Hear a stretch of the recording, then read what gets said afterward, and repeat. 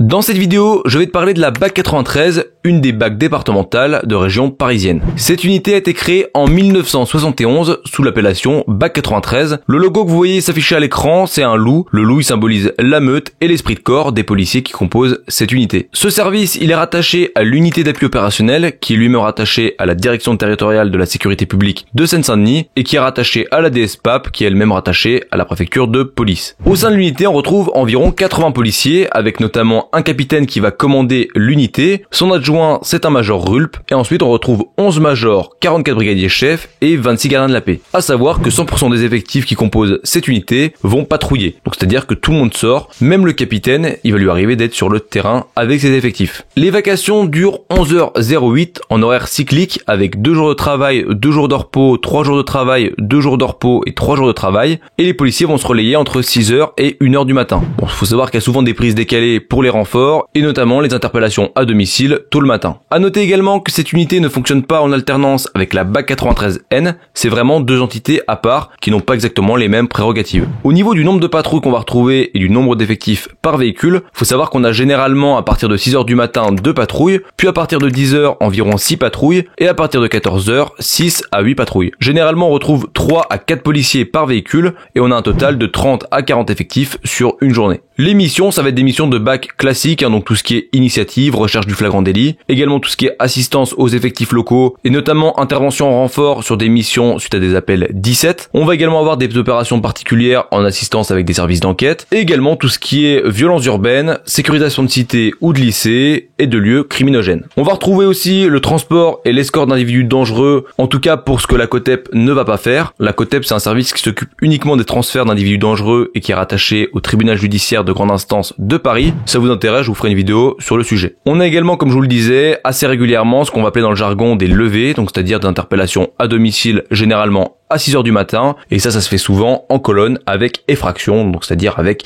cassage de porte. Au niveau des stats, la BAC 93, c'est environ 1400 mises à disposition en 2024, comprenez interpellation pour ceux qui sont pas du milieu, 346 kg de résine de cannabis et 17 kg de cocaïne découverts, 233 000 € d'avoirs criminels saisis et 255 véhicules volés retrouvés. Au niveau du secteur d'intervention, ça va être toute la Seine-Saint-Denis. Il y a la possibilité d'aller interpeller dans un autre département suite à une demande hiérarchique et bien évidemment après avoir avisé l'unité d'enquête locale qui est compétente sur le secteur. Et d'ailleurs, au niveau des secteurs sensibles en Seine-Saint-Denis, on va notamment avoir Bondy, Saint-Ouen, Sevran, Aulnay-sous-Bois et Bagnolet. Quand une interpellation est effectuée par les effectifs de la BAC 93, on va avoir une remise à l'officier de police judiciaire du lieu d'interpellation. Donc l'OPJ d'un commissariat local sur la circonscription du lieu d'interpellation. Généralement en journée, ça va être un OPJ du SAIP, les services d'investigation en région parisienne, et la nuit, ça va être le SDN, le service départemental de nuit. Au niveau des spécialités, il n'y en a pas vraiment au sein de la BAC 93. Quelques policiers qui sont motards, mais ça va être de façon occasionnelle pour des opérations. Quelques policiers qui sont formés aux effractions, mais ça c'est plutôt pour les groupes matins, qui fait beaucoup d'interpellations à domicile et de levées. Au niveau des véhicules et de la tenue, il faut savoir que les policiers sont en civil et les véhicules sont des véhicules banalisés. Sur le parc roulant, on retrouve une quinzaine de véhicules. Généralement, c'est des berlines et des citadines. C'est les véhicules type de BAC. Au niveau de l'équipement, les policiers qui composent ce service, on va voir tout ce qui est matériel pour le maintien de l'ordre, avec notamment casque, bouclier, côte, jambière, dorsale, épaules, lunettes et masque à gaz. On retrouve également le matériel lourd pour tout ce qui est protection balistique, avec tout ce qui est gilet porte-plaque, bouclier balistique et casque balistique. On va également avoir la tenue classique, la tenue de patrouille, qui va être donc en civil avec un brassard. Et au niveau de l'armement, on a tout ce qui est fusil d'assaut HK G36, pistolet mitrailleur HK UMP9. En armes individuelles, on va avoir le Six Sauer SP 2022. On retrouve également différents modèles de fusils à pompe. Et en armes non létales, on va avoir le Taser 7, le lanceur de balles de défense en calibre 40 mm, les grenades à main, le lanceur de grenades Cougar et tout ce qui est bâton de défense, donc bâton télescopique et tonfa. Au niveau des sélections, il faut avoir déjà l'habilitation BAC qui est requise pour déposer sa candidature. Puis ensuite, vous allez avoir le dépôt de candidature de stage et la présentation du candidat avec un entretien d'une durée d'1 heure. Si le candidat est retenu, il y aura un stage en immersion d'une durée de 15 jours, puis à l'issue, un retour de stage entre le personnel qui compose la direction de l'unité, et ensuite c'est le chef d'unité qui va décider si le stage est validé ou non, suite à quoi le candidat va faire une demande de mutation dans l'unité, et si cette demande est acceptée, le policier sera muté dans l'unité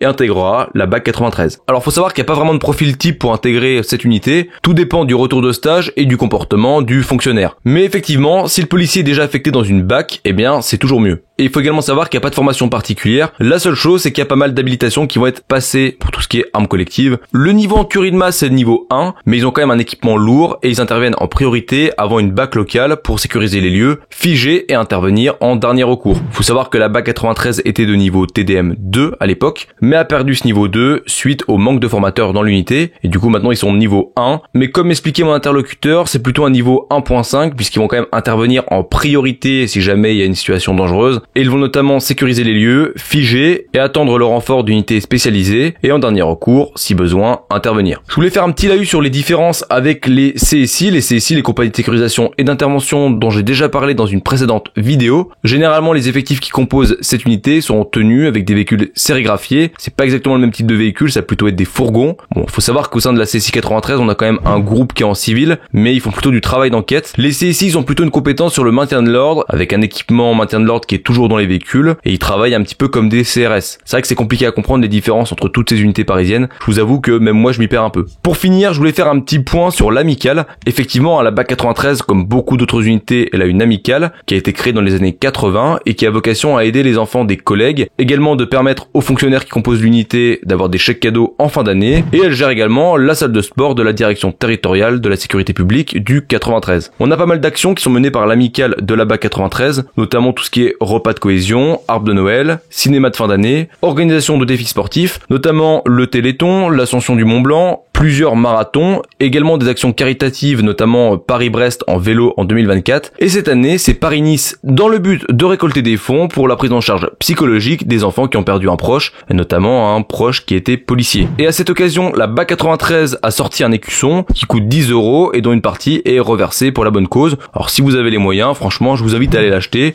surtout qu'il est plutôt sympa cet écusson. Perso, j'ai demandé à ce qu'on m'en mette un de côté. Il y a de nombreux produits qui sont en vente auprès de l'amicale, je vous laisse les contacter directement sur Instagram si ça vous intéresse. J'espère que cette vidéo vous aura intéressé. Je remercie le major qui gère l'amicale de la BAC 93 pour tous les renseignements. C'était super sympa d'avoir toutes ces informations. Merci à lui en tout cas parce que ça fait vraiment plaisir de pouvoir réaliser une vidéo sur son unité. J'espère que ça vous aura plu. N'hésitez pas à vous abonner pour ne pas manquer les prochaines vidéos. Et moi je vous dis à la prochaine.